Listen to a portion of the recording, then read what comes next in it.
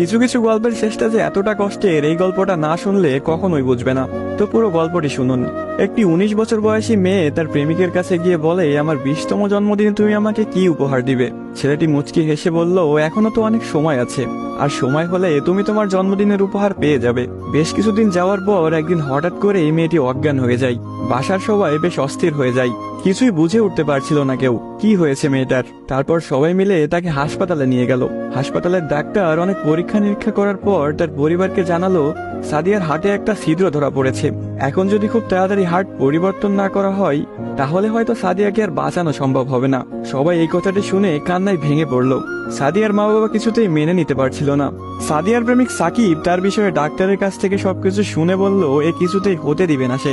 তারপর সাকিব মেয়েটির রুমে গেল, দেখলো তার ভালোবাসার মানুষটি বিছানায় শুয়ে আছে। সাকিবের কাছে যেতে এই মেয়েটি বলল, সাকিব, আমি মনে হয় আর বাঁচবো না। সাদিয়ার চোখের পানি মুছে দিয়ে সাকিব বলল, কে বলেছে তুমি বাঁচবে না? তুমি খুব শীঘ্রই ভালো হয়ে যাবে। মেয়েটি বলল, তুমি কি করে জানলে? ডাক্তার তো বলেছে আমার হার্টে একটা ছিদ্র ধরা পড়েছে, আর আমাকে বাঁচানো সম্ভব না। ধুর পাগলি, তোমার কিছুই হবে না, দেখো তুমি ভালো হয়ে যাবে। এভাবেই বেশ কিছুদিন যাওয়ার পর সাদিয়া সম্পূর্ণ সুস্থ হয়ে যায় এবং বাসায় ফিরে যায়। বাড়িতে ফিরে এসে সাকিবকে খুঁজতে থাকে, না পেয়ে সাকিবের বাড়ি চলে যায়। সাকিবের বাড়িতে কেউ নেই। অবশেষে সাকিবের ছোট বোনের দেখা পেল সাদিয়া। কিরে, তোমার ভাই কোথায়? সাকিবের বোন কোনো কথা না বলে হাতের ইশারা করে সাকিবের রুমটা দেখিয়ে বলে উঠল, টেবিলের উপরে আপনার জন্য একটা চিরকুট